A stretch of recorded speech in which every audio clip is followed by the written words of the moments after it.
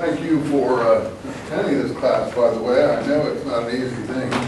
It's not easy to teach. It's a difficult subject, and it's also not easy to please all people that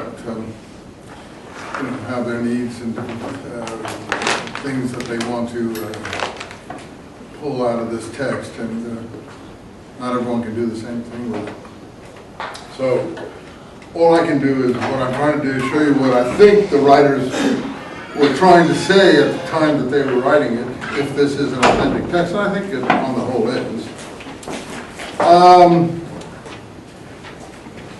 Let's go along and see what else we can pull out of here before we finally grind to a halt here. I think we've read the most impressive passages in Isaiah.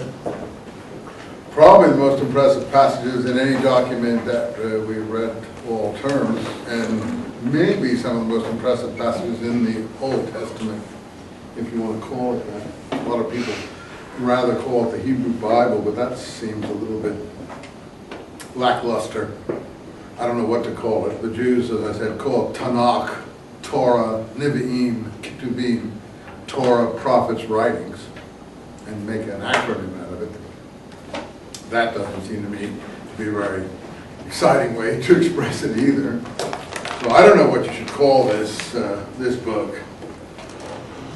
Can it argue with the man who fashioned it, one vessel among earthen vessels? Does the clay say to its maker, what are you making? Blah, blah, blah. Thus saith the Lord, the Holy One, who fashioned Israel, again, over and over again. Israel, Israel, Israel, Israel, Israel. No negativity here like the earlier prophets, again, a later period. It was I who made the earth, more of the scientific, we've heard it now about 4 times, and created man. I spread out the heavens. You might even say that this is the author of the first creation story, if you like. It was I who roused him, and you see, I gave orders for the whole array, and here it is. I aroused him to victory. Who? Who? Vespasian? No. Titus? No. Jesus Christ? I don't think so. Not in this particular environment here. Cyrus? Yes. I roused him to victory. I leveled the way before him. Is this, again, a warlike prophet? I'm afraid he is. So, beating your swords into plowshares and your spears into pruning hooks, don't forget, that was in the first part of Isaiah. But if these is a different writer, this guy is more like he is trampling out the vintage where the grapes of wrath are stored, you know. He has loosed the fateful lightning of his terrible swift sword. That sort of Isaiah is what we're dealing with here. A very different. Am I reveling in that? Not necessarily. I find it more inspiring, frankly, because I think the world needs a little bit of justice and righteousness, and you're not going to get it, in my view, by you know, lying down in front of railroad trains too often, like Gandhi did. Although I admire anyone who's willing to do that. Eisenman said what he called what he was involved in Europe, crusade in Europe, and you know, what happened in the World War II was nothing short of a huge struggle over righteousness, with the Russians on the one hand losing 20 million people and the Allies and others losing millions of people. I mean, it was a terrible struggle. And, you know, there's sometimes those things have to be done if you're going to withstand what is clearly evil. I don't see any other way around it sometimes. It is I who made the earth and created man, and it was I who roused him to victory and leveled the way for him. He will rebuild my city. What city? Rome? No. San Diego? No.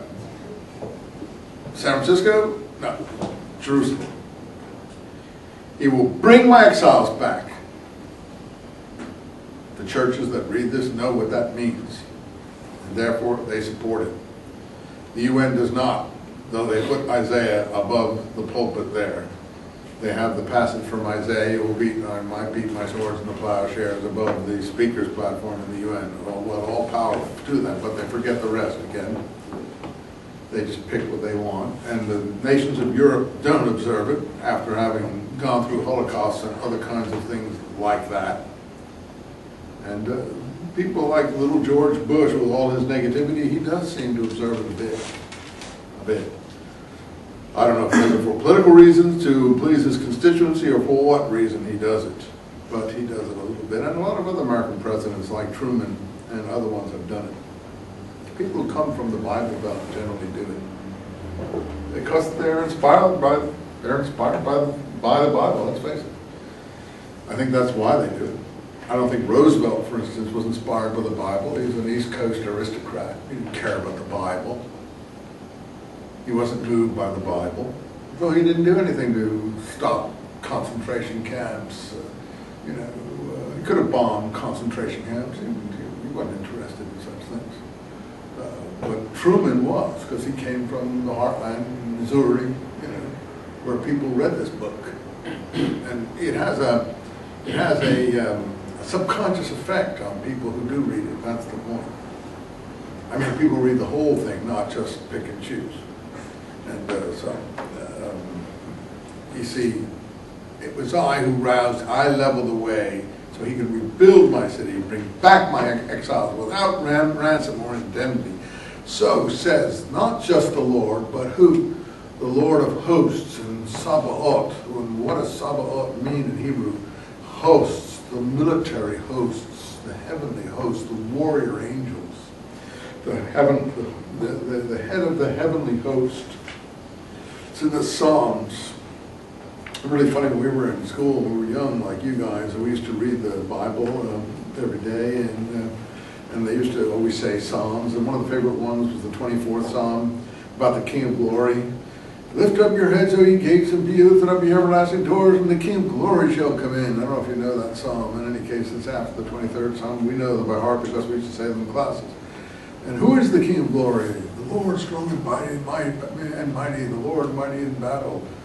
Lift up your heads, O ye gates, and be lifted up, ye everlasting, etc., etc., etc. And the King of Glory shall come in. Who is the King of Glory? And then it would say at the end, the Lord of hosts. He is the King of Glory. So here I am, 6 years old, 7 years old, something like that, and I'm listening to this, and to me, until I grew up, and I thought we were talking about someone having a dinner party, and the Lord of hosts was, receiving guests, and he was a nice fellow, and he was receiving people at a dinner table.